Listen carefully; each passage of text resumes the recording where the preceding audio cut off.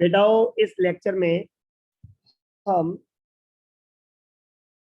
Cubic systems के लिए एक बात यहाँ पे याद रखें, केवल हम यहाँ पर क्यूबिक सिस्टम जो 7 क्लस्टर सिस्टम थे उनमें से क्यूबिक सिस्टम के लिए हम अलग अलग जो यूनिट सेल्स है जिन्हें हम ब्रेवियस लैटिस भी बोलते हैं उनके पैकिंग फ्रैक्शन की कैलकुलेशन करेंगे। यहाँ पर हर क्यूबिक यूनिट सेल जो हमारे सामने आएगी उसमें रेडियस ऑफ पार्टिकल जो यूनिट सेल को बना रहे हैं उनकी रेडियस और उस क्यूब की एज लेंथ दैट इज जो साइड है ए इसके बीच का relation, nearest never distance that is दो पार्टिकल आपस में जो टच कर रहे हैं उन दोनों के बीच की डिस्टेंस को हम बोल देते हैं न्यूक्लियस के डिस्टेंस को नियरेस्ट नेवर डिस्टेंस, सबसे पास का पड़ोसी मतलब जो उसे टच कर रहा है। तो किसी भी सेल में दो पार्टिकल जब आपस में टच करते हैं तो उनके इंटर न्यूक्लियर डिस्टेंस को दैट इज हम क्या कह सकते हैं उसको 2r, तो उसको हमने आप नाम दिया है नियरेस्ट नेबर डिस्टेंस। तो d और r के बीच, एज लेंथ a के बीच, इन तीनों के रिलेशंस और पैकिंग फ्रैक्शन की कैलकुलेशन हम करने जा रहे हैं कुछ क्यूबिक यूनिट सेल्स में। तो क्रिस्टल सिस्टम कौन सा लिया है मैंने बेटा? Cubic system. और आपको याद होगा क्यूबिक सिस्टम में स्पेशली 3 तरह की ब्रेवियस लैटिस मिलती हैं दैट इज पार्टिकल्स की पोजीशन के अकॉर्डिंग 3 तरह की यूनिट सेल्स मिलती है। याद आ रहा है बेटा आपको? प्रीवियस लेक्चर में हम बात कर चुके हैं।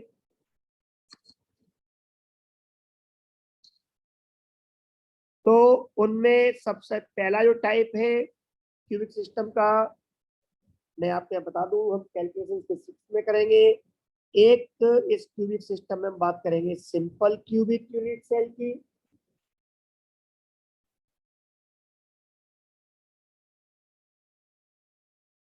फिर हम बात करेंगे बॉडी सेंटर्ड की,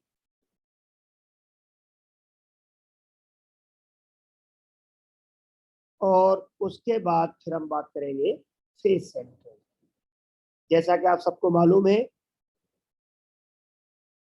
कि क्यूबिक सिस्टम में, क्यूबिक क्रिस्टल सिस्टम में 3 ब्रेवियस लैटिस मिलती है, 3 टाइप की यूनिट सेल मिलती है according to position of number of particles. तो पार्टिकल्स कहाँ कहाँ पर है, जिन्हें हमने सिंपल प्रीमिटिव कहा था, दूसरा नॉन प्रीमिटिव। नॉन प्रीमिटिव में 2 टाइप बॉडी सेंटर्ड और फेस सेंटर्ड जो है वो क्यूबिक सिस्टम में पाई जाती है। तो इन तीनों में हम कैलकुलेशन करने जा रहे हैं। सबसे पहले हम यहाँ पर लेके चल रहे हैं एग्जांपल में calculation for simple cubic unit cell.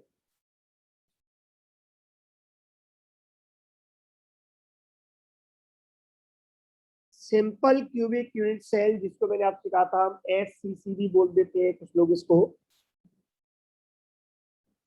बेटा ये सबसे पहले आप ये पहचानिए कि सिंपल क्यूबिक जो यूनिट सेल है ये कैसे बनी होगी। तो मैं यहाँ पे आपको डायग्राम बना के बता रहा हूँ, आप कोशिश करें समझने की। जब 4 पार्टिकल्स एक दूसरे पे टच कर रहे होंगे, 4 स्पेयर्स हैं, ये टच कर रहे हैं एक दूसरे को, और इस लेयर के ऊपर, ये एक लेयर है, और इसके ऊपर या इसके ठीक नीचे एक और लेयर इसी तरह से 4 पार्टिकल्स की टच करते हुए रख दी जाएगी। तो इन 8 पार्टिकल्स जो है आपके, जो एक दूसरे को टच कर रहे हैं, ये इनके अगर सेंटर्स को मिलाया जाए तो एक क्यूब बनेगा। ये जो रेड मार्कर से मैंने गोले बनाए हैं ये इस ब्लू मार्कर से बने हुए जो पार्टिकल है, स्पेयर है, इनके ऊपर रखे हुए। आप ये मान लो 4 बॉल नीचे रखी है ब्लू, टच करते हुए एक दूसरे को, ठीक उसके ऊपर मैंने 4 रेड बॉल रख दी है। बेटा इमेजिन कर पा रहे हो? yes, yes. तो मैं इन्हें अगर डॉट से बनाऊं तो हम जो लेटिस बनाते हैं क्रिस्टल लेटिस, आपको प्रीवियस वीडियो में बता चुका हूं मैं, वहां पर हम बनाते हैं आपके लेटिस पॉइंट, और लेटिस पॉइंट होते हैं उस पार्टिकल के सेंटर्स दैट इज न्यूक्लियस।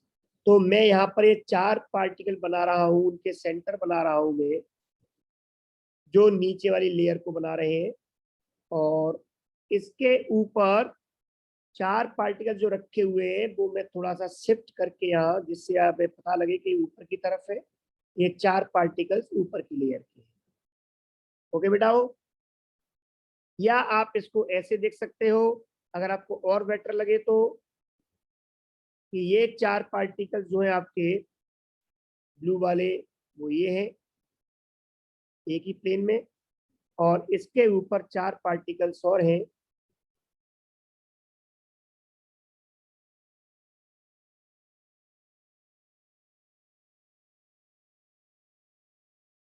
जो रेड से। अगर आप इन्हें मिलाते हो आपस में तो आपको इस तरह से एक क्यूब मिल जाएगा।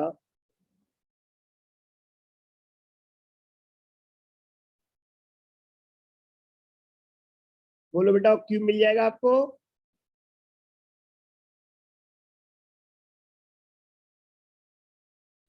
यस। ये ऊपर के चार पार्टिकल, ये नीचे के चार पार्टिकल। अब आपको पता है कि इस क्यूब में नीचे के चार पार्टिकल आपस को टच कर रहे हैं, लेकिन कहीं ना कहीं ये पार्टिकल जो नीचे वाले जो ब्लू वाला है वो ऊपर वाला जो बॉल है इसके ऊपर उसको भी तो टच कर रहा है ना बेटा। तो अगर ये दोनों टच कर रहे हैं तो इनके बीच की ये जो न्यूक्लियस के बीच की डिस्टेंस कितनी होगी बेटा, वो इनकी सेंटर से बीच की डिस्टेंस।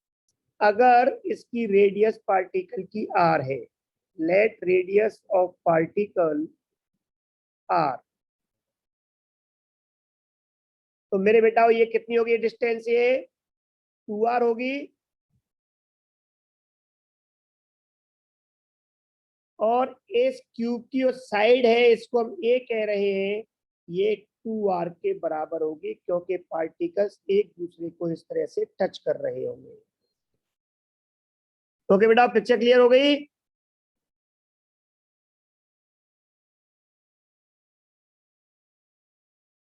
Very good. और अभी जैसा मैंने आपको बताया कि नियरेस्ट नेवर डिस्टेंस हमेशा ही, जिसको हम डी बोलते हैं, ये हमेशा ही 2r को बोला जाता है। जब दो पार्टिकल्स एक दूसरे को टच करेंगे, इससे नियरेस्ट और क्या हो सकता है, इन दोनों के बीच की डिस्टेंस को हम लोग डी और which is equal to 2r इस तरह लेके चलते हैं। ये हर सिस्टम में है। तो मैं यहाँ पे कह सकता हूँ कि यहाँ पर what is the relation between edge length and nearest distance, D और ए का रिलेशन क्या होगा बेटा, डी और ए का रिलेशन होगा कि here A is equal to D.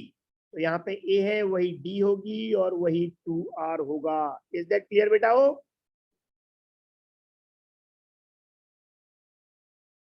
तो ए का पार्टिकल रेडियस आर का और नियरेस्ट नेवर डिस्टेंस डी का रिलेशन हमें मिल गया, और पता लग गया सिंपल क्यूबिक यूनिट सेल कैसी होती है। Four particles touching each other in a layer are aligned, मतलब एक सीध में होते हैं, with the next four particles touching each other of other layer. तो ये एक यूनिट सेल इस तरह से बन जाए किसी क्रिस्टल में, जिसको हम सिंपल क्यूबिक यूनिट सेल कहते हैं। अब हम बात करते हैं यहाँ पर इसके पैकिंग फ्रैक्शन की। तो मेरे बेटा वो पैकिंग फ्रैक्शन क्या होगा, बोलो।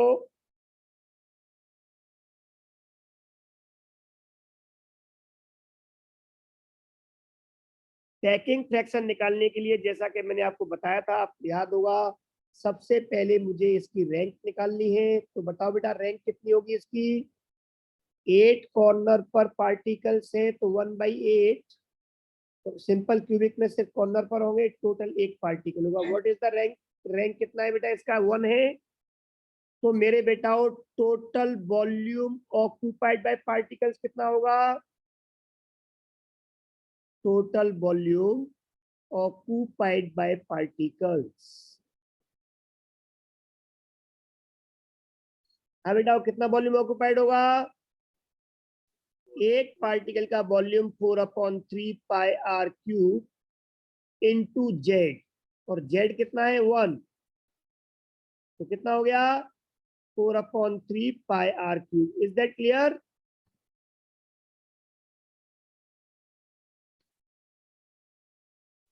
मेरा बेटा वॉल्यूम ऑफ यूनिट सेल कितना होगा, यूनिट सेल का वॉल्यूम होगा क्यूब के लिए साइड जो होती है जिससे हमने यहाँ पे एज लेंथ कहा है उसका क्यूब, दैट इज ए का क्यूब। और अगर मुझे बेटा हो यहाँ पे फ्रैक्शन निकालना है तो ए को मुझे आर के टर्म्स में चेंज करना पड़ेगा, और ये मैं पढ़ चुका हूँ। For simple cubic of a unit cell a is equals to 2r। तो मैं यहाँ पर ए की जगह पर 2r पुट करूंगा बेटा, तो 2r का क्यूब 8r क्यूब। अब हमें यहाँ पे निकालना है packing fraction. What is packing fraction? Packing fraction is volume, total volume occupied by particles, that is 4/3 pi r cube, divided by volume of unit cell, that is 8r cube। बेटा समझ में आ रही है मेरी बात? Yes sir. Very good. तो बताओ total कितना हो गया ये?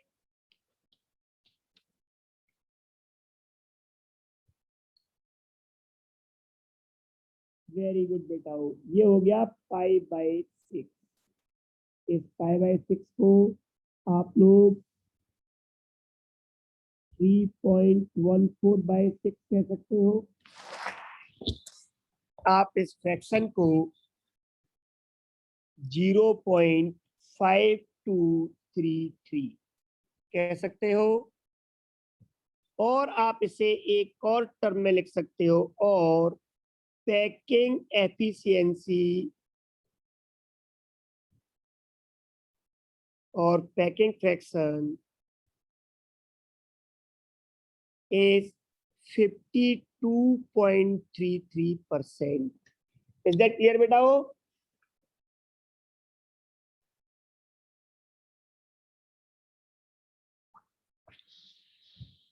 जरा बताओ बेटा, इतना क्लियर हो गया? Very good. तो अब आपको यहाँ पर 3 वैल्यू स्पेशली याद रखनी है। मैं उन्हें ग्रीन मार्कर से मार्क कर रहा हूं। यूनिट सेल की आर के टर्म्स में वॉल्यूम, पैकिंग फ्रैक्शन π/6 के फॉर्म में भी, तो कई बार ऑप्शंस में ये वैल्यू लिख देता है, तो आप लोग वहां पर टाइम वेस्ट नहीं करोगे कैलकुलेट करने में। और एक 52.33% फ्रैक्शन पूछे तो 100 से डिवाइड करके 0.5233। ये वैल्यूज आपको स्पेशली याद रखनी है। सिंपल क्यूबिक के लिए a is equal to 2r होता है, बहुत ज्यादा इंपॉर्टेंट बात है, ये आगे बहुत काम आएगी। और डिस्टेंस ऑफ नियरेस्ट नेबर और नियरेस्ट नेबर डिस्टेंस d यहाँ पर 2r के बराबर होती है। बट यहीं पर मैं एक बात और थोड़ी सी आगे बढ़ाना चाहूंगा। इसके लिए मैं कुछ पार्ट इसका इरेज कर रहा हूँ। बेटा इरेज कर दूं? Yes sir. गुड। तो मैं यहाँ से ऊपर से कुछ पार्ट इसका स्पेस इसके लिए मैं यहाँ से इरेज करता हूँ, और अब मैं यहाँ पे 1-2 टर्म्स और यहाँ पे हम स्टडी करते हैं, और आप लोग मुझे खुद बताना। मैं इसमें कैलकुलेशन करने के बजाय मैं आपसे पूछना पसंद करूंगा। मेरे बेटा ये बताओ कि मैंने यहाँ पर एक पार्टिकल को मैं नंबरिंग कर देता हूँ, और मैंने पार्टिकल की यहाँ पर नंबरिंग की। ध्यान देना, ये पार्टिकल नंबर 1 है, ये पार्टिकल नंबर 2 है, this one is 3rd, this one is 4th particle, this one is 5th, 6th, 7th and 8th। मैं पार्टिकल 1 के रेस्पेक्ट में बात कर रहा हूं, with respect to particle 1। Particle 1 के रेस्पेक्ट में मेरे बेटाओं, मैं यहाँ पे बात कर रहा हूं आपसे डिस्टेंस फ्रॉम नियरेस्ट नेबर क्या होगी, वो हम बाद में बात करेंगे। पहले ये बताओ पार्टिकल 1 का नियरेस्ट नेबर कौन कौन होगा?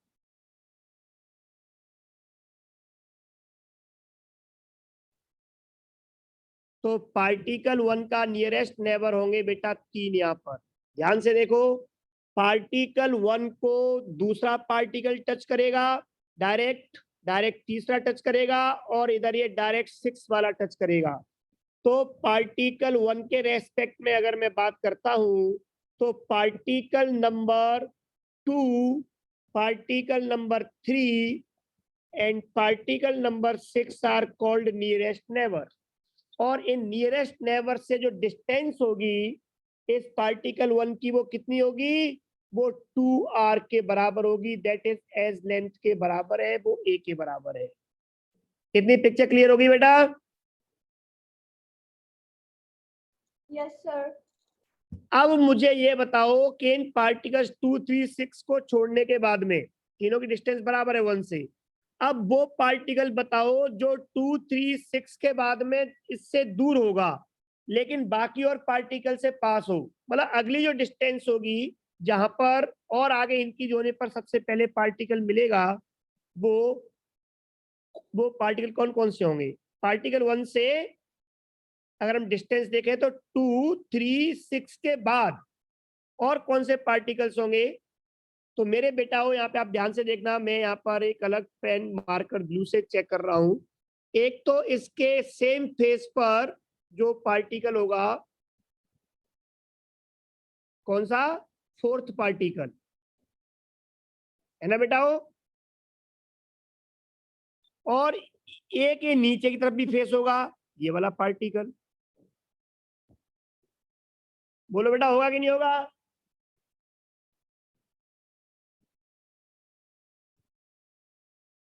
और एक इसमें होगा, इस कॉर्नर से अगर हम देखें तो आप किसी भी कॉर्नर से आप देख सकते हो कितने फेसेस कनेक्ट होते हैं बेटा? 3। तो तीनों फेस के जो पार्टिकल्स आपके जाएंगे, लेकिन अभी तो कॉर्नर पे, तो एक कॉर्नर से डायरेक्ट कितने कॉर्नर कनेक्ट होते हैं? 3 कॉर्नर, वो तो हो गया। बट फेस से होते हुए सामने देखो कितने कॉर्नर होंगे?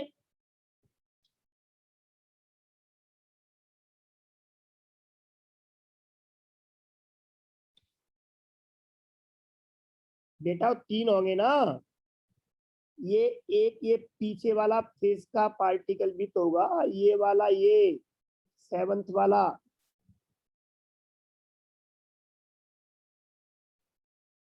इमेजिन नहीं कर पा रहे हो आप लोग? मेरे बेटा हो, फिर एक डायग्राम बना रहा हूं, फ्रेश देखो ध्यान से।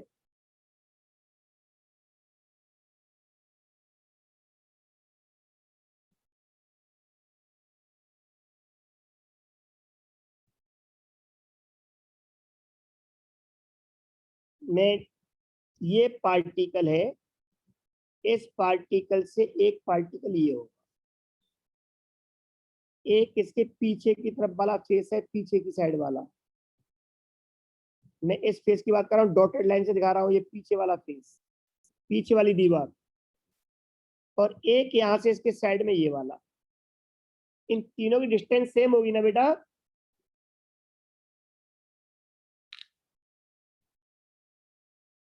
बोलो क्लियर हो गया? Yes, sir. तो यहां पर इनको हम क्या बोलेंगे? इन पार्टिकल्स को, इन पार्टिकल्स को पार्टिकल 1 के रेस्पेक्ट में बोलते हैं नेक्स्ट नियरेस्ट नेबर। क्या बोलते हैं? Next nearest neighbour. तो कौन कौन से होंगे next nearest neighbour? Particle number 4, particle number 5 और particle number 7। Is that clear?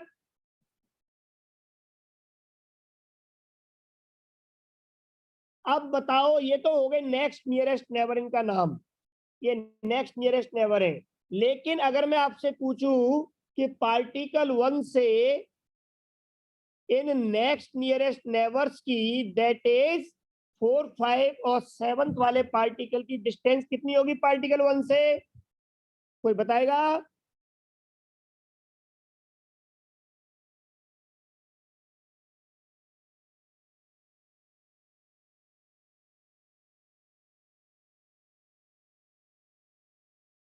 Very good बेटा, √2r।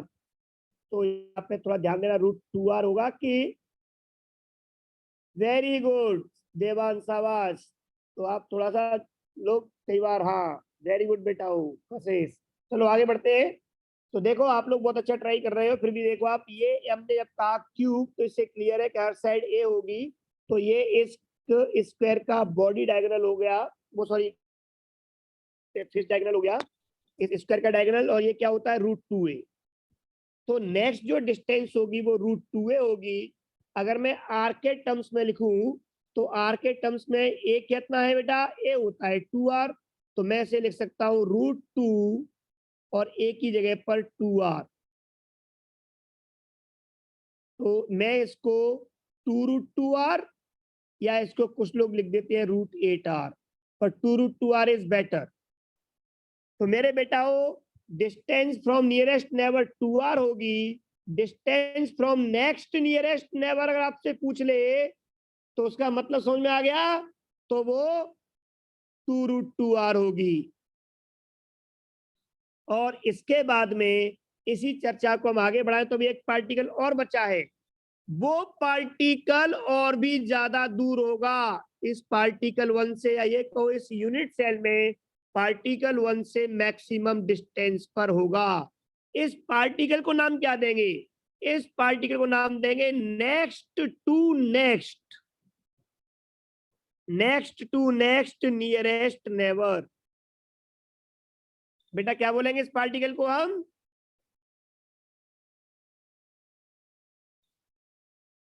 Next to next nearest neighbour. तो मैं इसको यहां आगे लिखता हूं, अलग पेन नहीं है उधर कंफ्यूजन हो जाएगा। तो मैं यहां पर नेक्स्ट पार्टिकल लिख रहा हूं, डिस्टेंस फ्रॉम, है पार्टिकल 1 की बात कर रहा हूं 1 के रेस्पेक्ट में, distance from next to next nearest neighbour. Next to next nearest neighbour जो यहाँ पर होगा पार्टिकल 1 के रेस्पेक्ट में, वो पार्टिकल होगा बेटा 8th नंबर का पार्टिकल, पार्टिकल नंबर 8। और ये कितना होगा बेटा, ये डिस्टेंस कितनी होगी, particle 8th is called as next nearest, next to next nearest neighbour, ये बॉडी डायगोनल होगा ये यहाँ पर। और अब आपको यहाँ समझा दूं मैं, वेरी गुड बेटाओ, जो मैथ वाले बच्चे कर पा रहे हैं बहुत जल्दी से, बायो वाले एक बार ध्यान दें मेरे बेटाओ। यहाँ पर आप लोग, मैं बता दूं, दो डायगोनल होते हैं आपके इस क्यूब में, एक होता है फेस डायगोनल जो आपके सामने हमने √2a बना दिया, और एक होता है डायगोनल इस पीछे वाले से मैं आगे वाले कॉर्नर को मिलाऊं, इसे बोलते हैं बॉडी डायगोनल। तो मैं ये दोनों बातें भी यहाँ पे लिख देता हूँ, इन दोनों के नाम, जिससे आगे इन फ्यूचर जब भी मैं ये वर्ड यूज करूंगा तो आपको दिक्कत नहीं हो। और वो मैं दोनों टर्म्स लिख देता हूँ, this one is called face diagonal,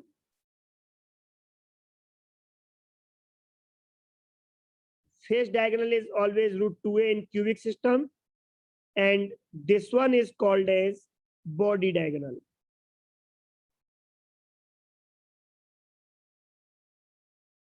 And body diagonal is equals to √3a।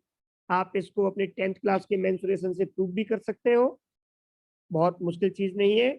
आप लोग जानते हो कि ये जो होगा फेस डायगोनल से ये लाइन, ये 90 डिग्री एंगल होगा, तो पाइथागोरस थ्योरम लगा करके आप यहाँ पर body diagonal is equal to √2a का स्क्वायर प्लस साइड a का स्क्वायर, तो √3a स्क्वायर आ जाएगा। आप चाहे तो इसे आप एक राइट एंगल ट्राइंगल ABC के अकॉर्डिंग सॉल्व कर सकते हो। AC square is equal to AB square plus BC square, then AC is equal to root हो जाएगा, तो √3a आएगा। आप यहाँ पे इन वैल्यूज को याद भी रख सकते हो और कैलकुलेट भी कर सकते हो। बॉडी डायगोनल पर जो ए के सामने पार्टिकल नंबर 1 के आगे जो 8th पार्टिकल होगा उसके बॉडी डायगोनल पे ठीक सामने, वो उसका next to next nearest neighbour कहा जाएगा, या इस यूनिट सेल में सबसे मैक्सिमम डिस्टेंस पे होगा, और वो डिस्टेंस होगी √3a।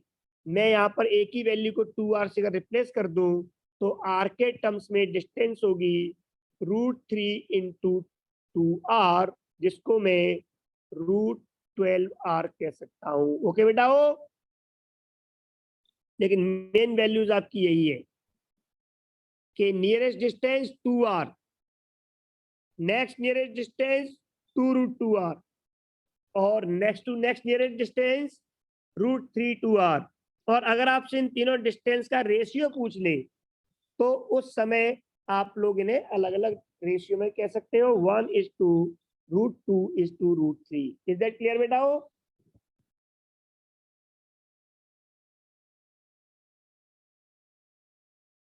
बोलो पिक्चर क्लियर हो गई?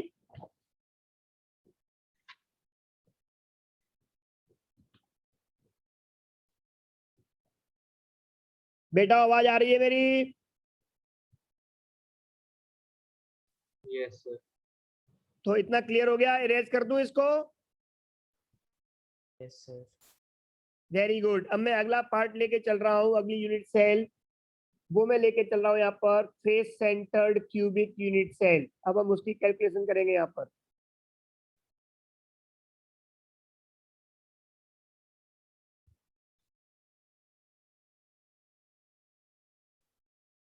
अब आप हेडिंग लिख सकते हो for FCC, face centred cubic unit cell. अब इसमें क्या होता है बेटा, फेस सेंटर्ड में आप लोग समझदार हो, थोड़ा ध्यान देना। अगर ये पार्टिकल आपके सामने ये चार टच कर रहे थे, अगर मैं इसके ऊपर इतना ही बड़ा एक और पार्टिकल इसके ऊपर यहाँ रखूं और इसको इस पार्टिकल को इन चारों के बीच में लाने की कोशिश करूं, तो वो कब आ पाएगा इन चारों के बीच में? जब ये चारों पार्टिकल्स एक दूसरे से दूर दूर हो जाएंगे। मतलब मेरा कहने का ये है कि अगर चार पार्टिकल्स आपके एक पार्टिकल के चारों तरफ रखे जाए तो चारों पार्टिकल आपस में टच नहीं कर सकते। ओके बेटा, उन्हें एक दूसरे से दूर दूर होना ही पड़ेगा। ये पार्टिकल है, सेम रेडियस के पार्टिकल अगर मैं रखता हूं सेम साइज के, तो ये चारों पार्टिकल एक दूसरे को टच नहीं कर पाएंगे। बेटा समझ में आ रही बात? Yes, sir. Very good. अब आपको सर कहना क्या चाह रहे हो आप? मैं इसको डायग्राम से बताता हूँ पहले। FCC क्या है तो हम पढ़ चुके हैं। अगर किसी यूनिट सेल में कॉर्नर के अलावा फेस के सेंटर पर भी पार्टिकल्स होते हैं तो उसको हम फेस सेंटर्ड यूनिट सेल बोलते हैं। अगर वो क्यूबिक सिस्टम में है तो हम उसको face centred cubic unit cell बोलेंगे। तो इसका मतलब ये हुआ कि यहाँ पर इस face centred cubic unit cell जो होगी, इसमें हर कॉर्नर पर एक पार्टिकल होगा और हर कॉर्नर के पार्टिकल के अलावा इसके हर फेस 6 फेसेज है, हर फेस के सेंटर में भी एक पार्टिकल होगा। मेरे बेटाओ, I am trying to represent this face. अगर मैं इस फेस को रिप्रेजेंट करूं तो कह सकता हूं कि चार particles touching with face particle, ये आपस में टच नहीं कर रहे हैं, बट ये फेस वाले पार्टिकल के साथ में 5 सेंटर क्लियर हो गए बेटा। ये एक फेस को रिप्रेजेंट कर रहा है। हालांकि इस फेस सेंटर यूनिट सेल में हर फेस पर, साइड वाले फेस के सेंटर में भी, नीचे वाले फेस के सेंटर में भी, पीछे वाला फेस है उसके सेंटर और आगे वाला जो फेस है उसका सेंटर ही है। इस तरह से ये बनेगा FCC। मैंने सिर्फ इसके एक फेस को यहाँ पे डिनोट किया है। समझ में आ गया बेटा? तो इससे क्लियर हो गया कि इस क्यूब की जो एज लेंथ होगी, जिसको मैं यहाँ पे एज लेंथ A कहूँ, ये edge length is not equal to 2R। ये 2R नहीं हो सकती क्योंकि दोनों एज के पार्टिकल्स एक दूसरे को टच नहीं कर रहे हैं। लेकिन अगर मैं यहाँ पे ध्यान से देखूं तो ये फेस का जो डायगोनल है, फेस का जो पार्टिकल है, ये तीनों पार्टिकल एक लाइन में एक दूसरे को टच कर रहे हैं और ये डिस्टेंस क्या होगी? R R R R, that is 4R। तो अगर मैं यहाँ पे इनको अलग अलग नेम दे दूं, पॉइंट्स को A और B, तो मेरे बेटाओ मेरे इस डायग्राम के according AB will equal to 4R होगा। बट हम लोग जानते हैं कि AB जो है वो फेस डायगोनल है और फेस डायगोनल जो होता है वो साइड A के √2A के बराबर होता है, दैट इज √2A। तो इससे क्लियर हो गया कि मैं यहाँ पर R और A का रिलेशन बना सकता हूँ। √2A, सॉरी 2√A, अरे √2A बोल रहा हूँ, लिख रहा हूँ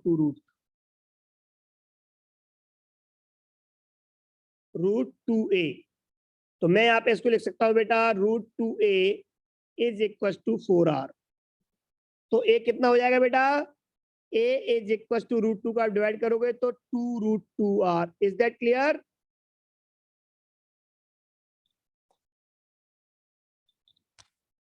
बेटा कई बार मैं बोल रहा होता हूँ, कई बार कुछ और लिख जाता है, तो आप थोड़ा सा बोल दिया करो, बता दिया करो। तो इतना क्लियर हो गया बेटा, 2√2r होगा यहाँ पर एज लेंथ और आर का रिलेशन। Very good. तो हम जो पढ़ने जा रहे थे उसमें आर और ए आर का रिलेशन पढ़ने जा रहे थे। अब यहाँ पर अगर हम आगे बात करते हैं बेटा पैकिंग फ्रैक्शन की, तो पैकिंग फ्रैक्शन निकालने के लिए as you all know very well, हमने क्या कहा था, 4/3 पाई आर क्यूब एक पार्टिकल का volume into rank Z upon A cube. याद आ रहा है आपको? मैं सारी वैल्यू रिप्लेस कर देता हूँ। 4 मैं 3 को नीचे ले आता हूँ into pi are cube into rank of FCC कितना होगा बेटा, ये हम कैलकुलेट कर चुके हैं। रैंक इसका जो होता है जेड वो कितना आएगा, 4। प्रीवियस वीडियोज आप एक बार और देख सकते हो, एफसीसी में हम कैलकुलेट कर चुके हैं, तो मैं डायरेक्ट 4 इंटू ए क्यूब। अब ए कितना है, 2√2r, तो 2√2r का क्यूब। तो बेटा बोलो बेटा कितना हो जाएगा ये, 16 पाई आर क्यूब। ऊपर हो गया 3 इंटू, जब रूट ओपन करेंगे तो कितना हो जाएगा बेटा,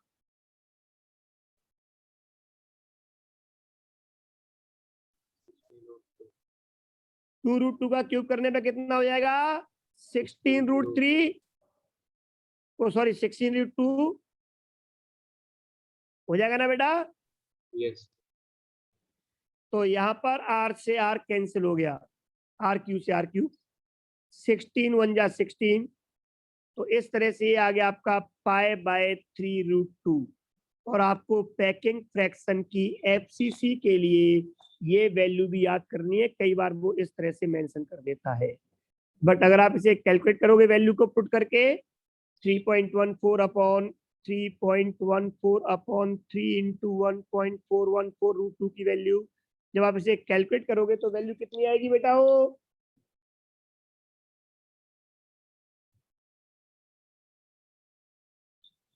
0.7402। और पैकिंग फ्रैक्शन और packing efficiency is equal to 74.02%, जिसको आप केवल 74% करके याद कर सकते हो। तो मेरे बेटा हमने रिलेशन यहाँ पे निकाल लिया ए का और आर का। जैसा कि आप लोग जानते हो 2r को हम d बोलते हैं, तो ये हो जाएगा √2d। तो ए का और डिस्टेंस ऑफ नियरेस्ट नेबर भी पता लग गया, as we all know very well that d is equal to 2r always. Distance of nearest neighbour तो जो टच कर रहा है उसी को बोलते हैं नियरेस्ट नेबर। जैसे यहाँ पार्टिकल ये जो है 1 नंबर पार्टिकल, तो इसका नियरेस्ट नेबर जो कहा जाएगा ये नंबर 2 कहा जाएगा। और नंबर 2 क्यों कहा जाएगा, क्योंकि यही डायरेक्ट टच कर रहा है, ये नंबर 3 वाला पार्टिकल टच नहीं कर रहा है। नंबर 3 वाले पार्टिकल को हम बोलेंगे नेक्स्ट नियरेस्ट नेबर। क्या बोलेंगे, बोलो बेटाओ।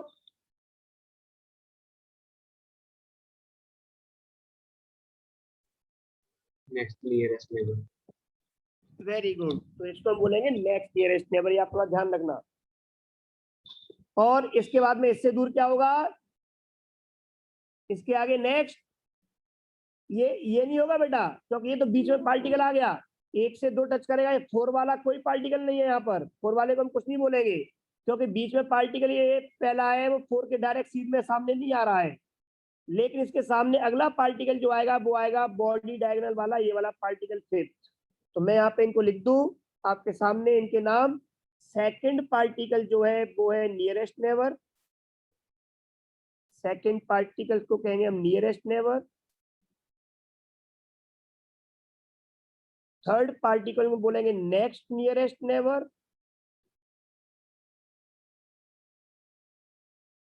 और फिफ्थ पार्टिकल को बोलेंगे next to next nearest neighbour. ये थोड़ा सा आप ध्यान रखना किसको क्या बोलना है। जब ये डिस्टेंस आपसे पूछी जाए कि इनकी डिस्टेंस क्या होगी, तो आप बता सकते हो कि जो आपका नेक्स्ट ये जो है ये कितना हो जाएगा, √2 का half, that is a/√2। Okay बेटा, ए के टर्म्स में। ये हो जाएगा आपका जो 3 से डिस्टेंस है वो क्या हो जाएगी, ए एज लेंथ,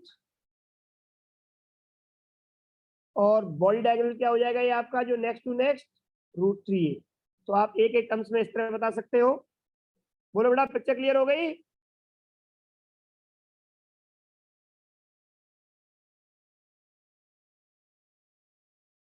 यस सर।